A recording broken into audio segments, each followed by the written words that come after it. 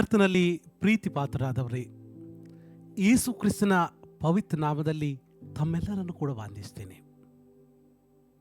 ಈ ಶ್ರಮ ಮರಣ ಪುನರುತ್ಥಾನದ ಧ್ಯಾನಗಳಲ್ಲಿರುವಂಥ ನಾವು ಕರ್ತನನ್ನು ಯಥಾರ್ಥ ರೀತಿಯಾಗಿ ಆತನನ್ನು ಅರ್ಥೈಸೋಣ ಮತ್ತು ಕರ್ತ ನಮಗೆ ಬಲವನ್ನು ಆಶೀರ್ವಾದವನ್ನು ಕೊಟ್ಟು ನಮ್ಮನ್ನು ಮುನ್ನಡೆಸಲಿ. ಪ್ರಾರ್ಥಿಸೋಣ.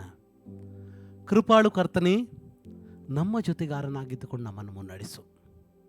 ಈ ದಿವಸದ ಧ್ಯಾನ ಮಾಡುವಾಗ ನಮ್ಮನ್ನು ನಿನ್ನ ಆತ್ಮನ ಮೂಲಕವಾಗಿ ಪರಿಪಾಲಿಸು. ನಿನ್ನ ವಾಕ್ಯವನ್ನು ಅರ್ಥೈಸುವಾಗ ಅದರ ಗೂಢಾರ್ಥಗಳನ್ನು ತಿಳಿಯುವಾಗ ಪವಿತ್ರಾತ್ಮನ ಮೂಲಕವಾಗಿ ನೀನು ನಮಗೆ ಸಹಾಯ ಮಾಡು. ಯೇಸುವಿನ ದಿವ್ಯನಾಮದಲ್ಲಿ ಪ್ರಾರ್ಥಿಸ್ತೇವೆ, ಕೇಳು ನಮ್ಮ ದೇವರೇ, ಆಮೆನ್. ಇಂದಿಗೆ ನೇಮಕವಾದಂತಹ ವೇದ ಭಾಗ ಅದು ಲೂಕನು ಬರೆದ ಸುವಾರ್ತಮಾನ 23ನೇ ಅಧ್ಯಾಯ 50ನೇ ವಚನದಿಂದ 56ನೇ ವಚನದವರೆಗೆ. ಅರಿಮತಾಯವೆಂಬ ಯೆಹೂದ್ಯರದೊಂದು ಪಟ್ಟಣದ ಒಬ್ಬ ಮನುಷ್ಯನಿದ್ದನು. ಅವನ ಹೆಸರು ಯೋಸೇಫನು. ಅವನು ಹಿರೀ ಸಭೆಯವನು, ಉತ್ತಮನು, ಸತ್ಪುರುಷನು, ದೇವರ ರಾಜ್ಯವನ್ನು ಎದುರು ನೋಡುತ್ತಿದ್ದವನು. ಅವನು ಹಿರೀ ಸಭೆಯವರ ಆಲೋಚನೆಗೂ ಕೃತ್ಯಕ್ಕೂ ಸಮ್ಮತಿಪಟ್ಟಿರಲಿಲ್ಲ. ಅವನು ಪಿಲಾತನ ಬಳಿಗೆ ಹೋಗಿ ಯೇಸುವಿನ ದೇಹವನ್ನು ತನಗೆ ಕೊಡಿಸಬೇಕೆಂದು ಬೇಡಿಕೊಂಡು ಅದನ್ನು ಇಳಿಸಿ ನಾರು ಮಡಿಯಲ್ಲಿ ಸುತ್ತಿ ಬಂಡೆಯಲ್ಲಿ ತೋಡಿದ್ದ ಸಮಾಧಿಯಲ್ಲಿ ಇಟ್ಟನು.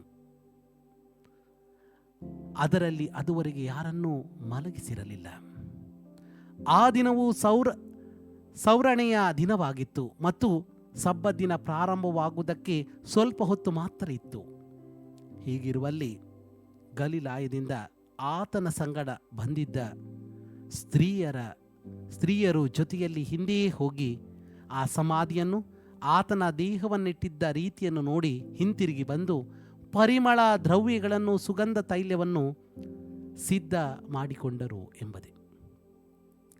ಇವತ್ತು ನಾವು ಪವಿತ್ರ ಶನಿವಾರವನ್ನು, ಹೋಲಿ ಸ್ಯಾಟರ್ಡೆಯನ್ನು ನಾವು ಆಚರಿಸುತ್ತಿದ್ದೇವೆ.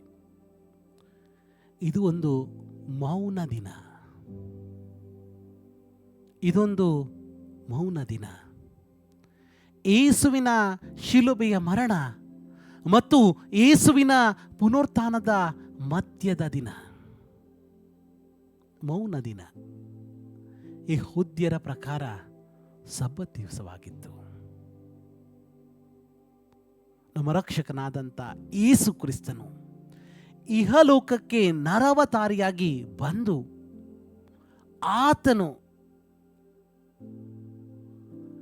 ಜೀವನವನ್ನು ಮಾಡಿ, ಬೋಧನೆಯನ್ನು ಆತನು ಮಾಡಿ, ಶ್ರಮೆಯನ್ನು ಅನುಭವಿಸಿ ಕ್ರೂಜಿಯ ಕಂಬದಲ್ಲಿ ಆತನು ತನ್ನ ಪ್ರಾಣವನ್ನು ಕೊಟ್ಟವನಾಗಿದ್ದನು.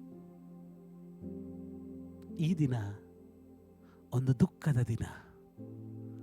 ಕರ್ತನು ಸಮಾಧಿಯಲ್ಲಿ ಇಡಿಸಲ್ಪಟ್ಟಂಥ ದಿನ. ಅರಿಮತಾಯದ ಯೋಸೇಫನು ಯೇಸುವಿನ ದೇಹವನ್ನು ಆತನು ತೆಗೆದುಕೊಂಡು ಹೋಗಿ ಸಮಾಧಿಯಲ್ಲಿ ಇಟ್ಟನು. ನಮ್ಮ ರಕ್ಷಕನು ಘೋರವಾದಂಥ ಶ್ರಮೆಯನ್ನು ಅನುಭವಿಸಿ ಆತನು ಸತ್ತನು ಮತ್ತು ಆತನ ದೇಹವನ್ನು ಸಮಾಧಿಯಲ್ಲಿ ಇರಿಸಿದರು. ಆ ದಿವಸ, ಅವರು ಇಡುವ ದಿವಸ, ಅದು ಸಬ್ಬತ್ ದಿವಸಕ್ಕೆ ಹತ್ತಿರವಾಗಿದ್ದರಿಂದ ಅವರು ಯಾವುದೇ ರೀತಿಯಾದಂಥ ಪರಿಮಳ ದ್ರವ್ಯವನ್ನು ಅವರು ಹಚ್ಚಿರಲಿಲ್ಲ. ಅದಕ್ಕೋಸ್ಕರವಾಗಿ ಸಿದ್ಧ ಮಾಡಿಕೊಂಡಿದ್ದರು. ಇಡೀ ದುಃಖದ ಸ್ಥಿತಿ ಶಿಷ್ಯ ಮಂಡಳಿಯಲ್ಲಿ ಮತ್ತು ಯೇಸುವಿನ ಮನೆಯಲ್ಲಿ ಮತ್ತು ಆ ಇಡೀ ವಾತಾವರಣದಲ್ಲಿ ಒಂದು ದುಃಖದ ಸ್ಥಿತಿ. ಕೀರ್ತನೆಗಾರನು ಹೇಳುವಂಥ ಮಾತು 30ನೇ ಅಧ್ಯಾಯ 5ನೇ ವಚನ. ಸಂಜೆಗೆ ದುಃಖವೆಂಬುದು ಬಂದು ನಮ್ಮ ಬಳಿಯಲ್ಲಿ ಇಳಿದುಕೊಂಡರು, ಮುಂಜಾನೆ ಹರ್ಷ ಧ್ವನಿ ಕೇಳಿಸುವುದು. ಈ ಮೌನ, ಸಂಜೆಯ ಈ ದುಃಖ, ಮುಂಜಾನೆಯ ಹರ್ಷಧ್ವನಿಗೆ ಅದು ಕಾರಣವಾಯಿತು. ನಾವು ಅವಲೋಕಿಸೋಣ. ಈ ದಿನವನ್ನು ಯೇಸು ವಿಶೇಷವಾದಂಥ ರೀತಿಯಲ್ಲಿ ಆತನು ಪಾತಾಳಕ್ಕೆ ಇಳಿದು ಹೋಗಿ ಅನೇಕರಿಗೆ ಆತನು ಸುವಾರ್ತೆಯನ್ನು ಸಾರಿದಾತನು. ಪೇತ್ರನು ಬರೆದ ಮೊದಲನೇ ಪತ್ರಿಕೆ 3ನೇ ಅಧ್ಯಾಯ 18ನೇ ವಚನದಿಂದ 22ನೇ ವಚನ ತನಕ ನೋಹನ ಕಾಲದಲ್ಲಿ ಅವಿಧೇಯರಾದಂಥ ಅನೇಕ ಜನರಿಗೂ ಆತನು ಸುವಾರ್ತೆಗಳನ್ನು ಸಾರಿದ ಎಂಬುದಾಗಿದೆ. ಆದುದರಿಂದ ಫಿಲಿಪಿಯವರಿಗೆ ಬರೆದ ಪತ್ರಿಕೆಯಲ್ಲಿ ಬರೆದಿರೋ ಪ್ರಕಾರ ಸ್ವರ್ಗ, ಮರ್ತ್ಯ, ಪಾತಾಳಗಳಲ್ಲಿರುವವರೆಲ್ಲರೂ ಯೇಸುವಿನ ಹೆಸರಿನಲ್ಲಿ ಆತನಿಗೆ ಅಡ್ಡಬಿದ್ದು ಎಂಬುದಾಗಿ ಹೇಳ್ತದೆ. ಸ್ವರ್ಗ, ಮರ್ತ್ಯ, ಪಾತಾಳಗಳಲ್ಲಿರುವವರೆಲ್ಲರೂ ಯೇಸು ಈ ಕಾಲಗಳಲ್ಲಿ ಸುವಾರ್ತೆಯನ್ನು ಅವರಿಗೂ ಕೂಡ ಸಾರಿದನು ಎಂಬುದಾಗಿ ನಾವು ನಂಬ್ತೇವೆ. ಈ ಹಲೋಕದಲ್ಲಿರುವಂತಹ ವ್ಯಕ್ತಿಗಳಿಗೆ ಮಾತ್ರ ಅಲ್ಲ, ಈ ಹಲೋಕವನ್ನು ಬಿಟ್ಟು ಹೋದಂಥ ಅನೇಕ ಜನರಿಗೂ ಕೂಡ ಯೇಸು ಸುವಾರ್ತೆಯನ್ನು ಆತನು ಸಾರಿದಾತನಾಗಿದ್ದಾನೆ. ಇದೊಂದು ಮೌನ ದಿನ, ನಿರೀಕ್ಷೆಗಾಗಿ ಕಾಯುವ ದಿನ. ಯೇಸುವಿನ ಮರಣ ಮತ್ತು ಯೇಸುವಿನ ಪುನರುತ್ಥಾನದ ನಡುವಿನ ದಿನ, ಪುನರುತ್ಥಾನದ ನಿರೀಕ್ಷೆಯಲ್ಲಿರುವಂತಹ ದಿನ. ಇದೊಂದು ಪುನರುತ್ಥಾನದ ವಾಗ್ದಾನಕ್ಕೆ ಕಾಯುವ ದಿನ.